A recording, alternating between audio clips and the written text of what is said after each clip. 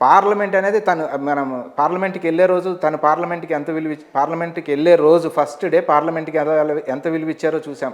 మెట్లకు మొక్కారు, ఇది దేవాలయం అన్నారు. అక్కడికి వచ్చినప్పుడు ఆయన చెప్పింది ఏమంటే, లెటర్ అండ్ స్పిరిట్ ఆ చట్టాన్ని నేను అమలు చేస్తాను అన్నాడు. లెటర్ అండ్ స్పిరిట్ ఆ చట్టాన్ని నేను అమలు చేస్తాను అన్న తర్వాత దాని అర్థం ఏమి అనేది ఇవాళ మేము ప్రజలకు వివరించి చెప్పడంలో మేము కొంత పూర్తిగా ప్రజలకు చెప్పలేకపోయామేమో. అంటే లెటర్ అండ్ స్పిరిట్ అంటే ఇక దాంట్లో ఏముందో అది తప్పొప్పులకు సంబంధం లేకుండా దాంట్లో ఉన్న ప్రతి అంశాన్ని నేను నిబద్ధతతో దాన్ని అమలు చేస్తాను అని చెప్పడం. అటువంటిది ఇవాళ దాన్ని ఊసే ఎత్తకుండా ఉన్నప్పుడు ఆ బీజేపీ ప్రభుత్వం అధికారంలో ఉంది, 10 ఏళ్ల నుంచి ఉంది, చట్టం కాలపరిమితి ముగియబోతా ఉంది. అతన్ని క్వశ్చన్ చేస్తారా? ఇంకా కాంగ్రెస్ పార్టీ 10 ఏళ్ల నుంచి మేము వస్తే దాన్ని అమలు చేస్తామయ్యా అంటే మమ్మల్ని క్వశ్చన్ చేస్తారా? అక్కడ కాదండి. సరే, ఇవన్నీ అయిపోయింది. సరే, గత ఏం జరిగిందనేది అందరికీ తెలిసింది. ఇప్పుడు కాంగ్రెస్ పార్టీ పరిస్థితి ఏంటి ఆంధ్రప్రదేశ్లో? ఎస్, డెఫినెట్గా ఇవాళ పిసిసి ప్రెసిడెంట్ నమ్ముతున్నారా? ఎస్ ఎందుకు నమ్ముతున్నారంటే, నేను మేడం ఇచ్చాపురం టు మొన్న అనంతపూర్ ఒక టూర్ చేయడం జరిగింది. ఎవ్రీ డిస్ట్రిక్ట్, ప్రతి జిల్లా టూర్ చేయడం జరిగింది. ఆ టూర్ మొత్తం ఆవిడతో పాటు నేను కూడా పాల్గొనడం జరిగింది. సో అక్కడ ప్రజల్లో ఉన్న ఉత్సాహం కానీ, లేకపోతే ప్రజలు ఆవిడ మాట్లాడుతున్నప్పుడు వినటానికి రావటం కానీ, లేకపోతే ప్రజలు ఆవిడ వెళ్తున్నప్పుడు ఆమెను చూడాలి అని ప్రజలు రావటం కానీ, ఇవన్నీ చూస్తున్నప్పుడు డెఫినెట్గా ప్రజలు మళ్ళీ నాయకురాల వైపు, కాంగ్రెస్ పార్టీ వైపు ఒక నమ్మకాన్ని వ్యక్తపరుస్తా ఉన్నారు. రాజశేఖర రెడ్డి గారి కూతురని వచ్చారు. డెఫినెట్గా నేను చెప్తున్నా రాజశేఖర రెడ్డి కూతురు. రాజశేఖర రెడ్డి అనేది ఒక బ్రాండ్. రాజశేఖర రెడ్డి మీద ఒక ఇంప్రెషన్ ఉంది. రాజశేఖర రెడ్డి పరిపాలన అమలు చేయడంలో, రాజశేఖర రెడ్డి పరిపాలనని తీసుకురావడంలో అక్కడ ఆల్రెడీ వైఎస్ఆర్సీపీ ప్రభుత్వం ఫెయిల్ అయింది. దాన్ని ఈవిడైతే అమలు చేయగలుగుతుంది అనే ఒక కాన్ఫిడెన్స్ ఇవ్వడంలో. ఫెయిల్ అయిందని మీకు చెప్పలేదు వాళ్ళు చెప్పరు. చెప్పలేదు. ప్రజలు చెప్పరండి. ప్రజలు చెప్పరు. అది ఏం ఫెయిల్ అయింది అనేది మేము వివరించి చెప్తున్నాం. ప్రజలు చెప్పరు కదా. ఫస్ట్ ప్రజలకు మనం కదా చెప్పాలి రాజకీయ నాయకుల కింద. సో మేము వివరించి చెప్తా ఉన్నాం. ట్యాబ్లర్ కాలం గీసి, అమ్మ రాజన్న రాజ్యం, కలలు కన్నా ఇందిరమ్మ రాజ్యం ఇట్లుండేది, రాజన్న పాలనలో ఇందిరాగాంధీ పరిపాలన తీసుకురావాలనుకున్నప్పుడు ఈ కార్యక్రమాలు మీకు అమలు చేశారు. ఉదాహరణకి వ్యవసాయంలో డ్రిప్, స్ప్రింక్లర్స్ లాంటిది అంటే 90% మేము సబ్సిడీ ఇచ్చేవాళ్ళం. ఇవాళ ఆ సబ్సిడీలు మొత్తం ఎత్తేసారు. ఇంట్లో ఎంతమంది బిడ్డలు ఉంటే అంతమందికి మేము ఫీజు రీఎంబర్స్మెంట్ ఇచ్చేవాళ్ళం. ఇప్పుడు అట్లా అమలు కావట్లేదు అని 1 by 1 ప్రతి ప్రోగ్రామ్ని మేము ప్రజలకు వివరించి, రాజన్న బిడ్డ అనే ఓట్లు తీసుకున్నారు కానీ జగన్మోహన్ రెడ్డి గారు, అది అమలు జరగట్లేదు. అది తనైతే కాంగ్రెస్ పార్టీ, ఎందుకంటే అక్కడ రెండు చూడాలి మనం. కాంగ్రెస్ పార్టీ ప్లస్ రాజశేఖర రెడ్డి రెండు కలిపితేనే ఆ పరిపాలన. సంక్షేమం ప్లస్ అభివృద్ధి. అట్లాగో రాజశేఖర రెడ్డి ప్లస్ కాంగ్రెస్. ఇవాళ అట్లాగే దాన్ని షర్మిలమ్మ ప్లస్ కాంగ్రెస్ రెండు కలిపితేనే అమలు జరుగుతుంది అని ప్రజలకు చెప్తున్నాం. ప్రజలు వింటున్నారు, నమ్ముతున్నారని కూడా ఆశిస్తున్నాం. కానీ సో డెఫినెట్గా నా ఉద్దేశం ఇప్పుడు అక్కడ రెండు ప్రధాన పార్టీలు, ప్రాంతీయ పార్టీలు రెండు కూడా చాలా బలంగా ఉన్నాయి. కాంగ్రెస్ పార్టీ 10 ఏళ్లుగా లేని ఆనవాళ్ళు మళ్ళీ ఏదో రకంగా దాన్ని మళ్ళీ పైకి తెచ్చుకునే ప్రయత్నం అయితే చేస్తోంది. ఇది ఎవరి ప్రోత్సాహంతో జరుగుతోంది? కాంగ్రెస్ పార్టీ, షర్మిల గారు అక్కడికి వెళ్ళటం వెనకాల ఎవరన్నా తోసారా, లేకపోతే ఎవరితో ఉన్న బంధంతో మీరు అక్కడికి వెళ్ళారా?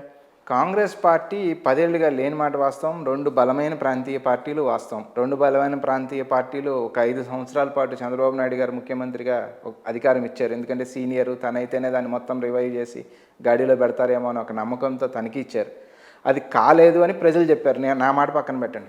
అది కాలేదని ప్రజలు చెప్పే కదా ఈరోజు జగన్మోహన్ రెడ్డి గారికి ఇచ్చింది పరిపాలన. ఈరోజు జగన్మోహన్ రెడ్డి గారి పరిపాలన ఇచ్చిన తర్వాత జగన్మోహన్ రెడ్డి గారు కూడా చెప్పింది ఏమి? పూర్తి మద్య నిషేధం, తర్వాత ప్రత్యేక హోదా మెడలు వంచి కాళ్ళు ఎరగొట్టి సాధించుకొస్తా, నాకు 25 ఎంపీలు ఇవ్వండి, యువబేరీలు నిర్వహించారు. ఇట్లా అనేక కార్యక్రమాలు తీసుకున్నప్పుడు వాటి మొత్తం కాదండి రాజకీయ స్టంట్ రాజకీయంగా జరిగేవే సార్. అధికారంలోకి రావాలంటే కాంగ్రెస్ పార్టీ ఇదివరకు ఎన్ని హామీలు ఇచ్చి ఎన్ని పక్కనెట్టేసేసి అసలు పుట్ట దాఖలు చేసింది చెప్పండి. కాంగ్రెస్ పార్టీ మేనిఫెస్టోస్ 75 ఏళ్ల కాంగ్రెస్ పార్టీ చరిత్రలో ఏ మేనిఫెస్టోలు అన్ని అమలు చేసింది? మేనిఫెస్టోస్ తీసుకోండి. కాంగ్రెస్ పార్టీ 75 ఏళ్ల మన స్వాతంత్ర చరిత్రలో ఎన్నాళ్ల పాటు, 60 ఏళ్ల పాటు కాంగ్రెస్ పార్టీ పరిపాలించిన తర్వాత దాంట్లో ఎక్కడా బుట్ట దాఖలు చేయలేదా? ఏ హామీని కూడా డెఫినెట్ గా చేశారు.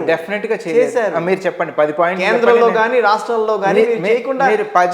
నేను చెప్పక్కర్లా, అందు చేస్తేనే కదా మీరు పక్కన పెట్టేసేసి బీజేపీని మళ్ళీ పైకి తీస్తోంది ప్రజలు.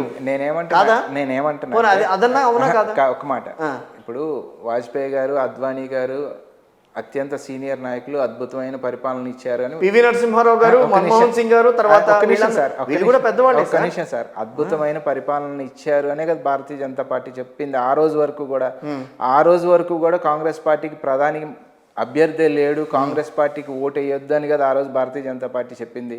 బట్ స్టిల్ 2004లో ఎట్లా అధికారంలోకి రాగలిగాం అంటే వారు పూర్తిగా రాజశేఖర రెడ్డి గారు ఈ ఆంధ్రప్రదేశ్ రాష్ట్రం చెప్పండి, కాంగ్రెస్ పార్టీ ఉన్నారు. సో మన్మోహన్ సింగ్ ఆ తర్వాత అనౌన్స్ చేశాం మేము. పివి నరసింహారావు గారు లేరు. రాజీవ్ గాంధీ, సోనియా గాంధీ గారు ఆ రోజుకి పార్టీ ప్రెసిడెంట్, ఆవిడ మీద కాన్ఫిడెన్స్తో వచ్చింది. సో నేనేమంటున్నా అంటే 100% మరి ఆ రోజు భారతీయ జనతా పార్టీ ఏమీ చేయలేదని చెప్తామా? అట్లా కాదు. కొంతవరకు వారు ఏదో చేశారు, బట్ అది ప్రజలకి సంతృప్తిని కలిగించలేదు. అట్లాగే కాంగ్రెస్ పార్టీ కూడా మీరు తీసుకుంటే రాజశేఖర రెడ్డి గారు సరే గతం చాలా వెనక్కి వెళ్తే కూడా మనకు గుర్తుండకపోవచ్చు. 2004, 2009 మేనిఫెస్టోలు తీయండి, కాంగ్రెస్ మేనిఫెస్టోలు టిక్ పెట్టండి, ఇది అమలు చేయలేదని ఒక్క పాయింట్ టిక్ పెట్టి చూపియండి, మాకు చెప్తాం. సో కాంగ్రెస్ పార్టీ మాట ఇచ్చింది ప్రజలకంటే మాకు తెలుసు, మేము నష్టపోతాం ఆంధ్రప్రదేశ్ ప్రాంతంలో తెలంగాణ ఇస్తే అని తెలుసు. కానీ మేనిఫెస్టోలో 2004లో రాజశేఖర రెడ్డి గారు ఉండగానే మేము మేనిఫెస్టోలో పెట్టాం. ఎన్ని హామీలు అమలు చేశారు కర్ణాటకలో, ఇక్కడ ఎన్ని హామీలు అమలు చేయబోతున్నారు, ఎన్ని హామీల్లో ఇప్పటికి మీరు హర్డిల్స్ ఎదుర్కొంటున్నారు ఇక్కడ? సార్ 100 రోజుల టైం అడగడం జరిగింది, నాకు తెలిసి ఇంకా పక్కన కర్ణాటక కూడా 100 రోజులు ఉందా? 40 రోజులు దాటిపోయిందిగా. కర్ణాటకలో 6 గ్యారెంటీ, కర్ణాటక 6 గ్యారెంటీలు 5 అమల్లో ఉన్నాయి, 6ది చేయబోతా ఉన్నారు. ఖచ్చితంగా అమలు చేసి తీరుతాం. అమలు చేసిన తర్వాతే ప్రజల దగ్గరికి వెళ్తా ఉంది కాంగ్రెస్ పార్టీ. 6 గ్యారెంటీలు 5 అమల్లో ఉన్నాయి, కావాలంటే కనుక్కోండి మీరు. లేదులేండి, 4 ఉన్నాయి, ఇంకోటి పక్కన పెడుతున్నారు మెల్లిమెల్లిగా. లేదు 5 పక్కగా అమల్లో ఉన్నాయి. రామలింగారెడ్డి గారే చేయి ఎత్తేస్తున్నాడు, మహిళలకి నేను ఇవ్వడానికి చాలా ఇబ్బందిగా ఉందని చెప్పి ఆయన కూడా చేతులు ఎత్తేస్తున్నాడు. ఎవరు చేతులు ఎత్తేది ఏమీ ఉండదు, ఖచ్చితంగా అమలు జరుగుతూ ఉంది. మీరు చెప్పింది 1 వే ట్రాన్స్పోర్ట్కి సంబంధించి ఏదో చెప్తా ఉన్నారు, కానీ అది డెఫినెట్గా ఆర్టీసీ నష్టాలను మళ్ళీ పూడుస్తూ ఉంది. సో ప్రభుత్వం అంటే అది మేజర్ హామీ మీలో, అది మీకు ప్రజలకి ఇచ్చిన దాంట్లో ఆర్టీసీకి జరిగే నష్టాలు మన ఆర్టీసీ నష్టం భర్తీ అవుతుంది కదా. ఈ ఫైనాన్స్ మినిస్టర్కి నష్టం కనపడవచ్చు కానీ బట్ ట్రాన్స్పోర్ట్ లాభం కనపడుతుంది. సో అవన్నీ బ్యాలెన్సెస్, చెక్స్ అండ్ బ్యాలెన్సెస్ అవన్నీ ఈక్వేట్ చేసుకుంటా ఉంటారు. ఖచ్చితంగా 6వ హామీని కూడా అమలు చేసి తీరుతాం. మీరు ఛత్తీస్గఢ్ అక్కడ 6 హామీలు, ఇక్కడ 5 హామీలు ఇచ్చారా? ఇక్కడ 6 హామీలు గ్యారంటీలు. అక్కడ 5, ఇక్కడ 6 అనుకుంటున్నాను. అక్కడ 5, ఇక్కడ 6. ఈ 6 హామీల్లో ఇప్పటి వరకు కొన్ని 2 అమలు అవుతా ఉన్నాయి. మిగతా వాటికి కూడా మేము చెప్పింది ఏమంటే 100 రోజుల్లో అమలు చేసి తీరుతామని చెప్పాం. ఆ రోజు నుంచి చెప్తా ఉన్నాం, ఈ రోజుకి చెప్తా ఉన్నాం. ఖచ్చితంగా 100వ రోజుకి మిగిలిన 4 కూడా అమలు జరుగుతాయి. No doubt about it. సరే, హామీల గురించి మనం కాసేపు మాట్లాడుదాం. కానీ ఒక విషయం మాట్లాడతాం సార్. కాంగ్రెస్ పార్టీని నమ్ముకుని గత కొన్నాళ్లుగా 15-20 ఏళ్లుగా కాంగ్రెస్ పార్టీలో కొనసాగుతున్న నేతల్ని కాదని తెలంగాణలో పక్క పార్టీ నుంచి ఎరువు తెచ్చుకున్న వ్యక్తిని ముఖ్యమంత్రిని చేస్తున్నారు. ఈ రోజున ఆంధ్రప్రదేశ్లో కూడా అదే పరిస్థితి. కాంగ్రెస్ పార్టీని వ్యతిరేకించిన ఫ్యామిలీని, అఫ్కోర్స్ వాళ్ళ ఫాదరు కాంగ్రెస్ పార్టీ అవ్వచ్చు, ఆయన కాంగ్రెస్ పార్టీలో మంచి పేరు ఉండొచ్చు. కాంగ్రెస్ పార్టీని వ్యతిరేకించి పార్టీ పెట్టిన తర్వాత వాళ్ళు గెటాన్ అయిన తర్వాత వాళ్ళలో ఏదో విభేదాలు వచ్చి వాళ్ళు మళ్ళీ కాంగ్రెస్ పార్టీకి వస్తానంటే వాళ్ళని ఆదరించి ఏపీలో మళ్ళీ ఏదో రకంగా పాగా వేయాలి, అట్లీస్ట్ దాంట్లో ఏపీలో మనం కూడా మళ్ళీ ముందుకు వెళ్ళాలన్న ఆలోచన తేవటం. ఇక్కడ గత కొన్నాళ్లుగా పార్టీతో పాటు అడుగులకు మడుగులొత్తుతూ మీలాంటి వాళ్ళు చాలామంది ఉన్నారు. వాళ్ళందరినీ కాదని అలాంటి వాళ్ళని తీసుకొచ్చి ఏదో రకంగా ప్రొజెక్ట్ అవ్వాలన్న ప్రొజెక్ట్ చేయించాలి పార్టీని అనేది కొంచెం ఇబ్బంది కదా. పార్టీలో జాయిన్ అయిన తర్వాత కొంతకాలం పార్టీలో పనిచేసిన తర్వాత డెఫినెట్గా అండర్ హిస్ లీడర్షిప్ పార్టీ గెలవగలుగుతుంది అని ఒక నమ్మకం కలిగిన తర్వాత, పిసిసి పగ్గాలు ఇచ్చిన తర్వాత, పోరాడిన తర్వాత, ప్రజల యాక్సెప్టెన్స్ వచ్చిన తర్వాత ముఖ్యమంత్రి స్థానం దక్కింది తప్ప అట్లా తీసుకొచ్చి ముఖ్యమంత్రిగా కూర్చోబెట్టాల. 22లో వచ్చాడు ఆయన. మీరు నేను కాదన్నా కూడా కాదు 22 పిసిసి ప్రెసిడెంట్ అయ్యారు. అది 22 ముందే ఉంది ఆయన. వర్కింగ్ ప్రెసిడెంట్ చేశారు. పార్టీలో చేరిన సంవత్సరం తర్వాత వర్కింగ్ ప్రెసిడెంట్ అయ్యారు.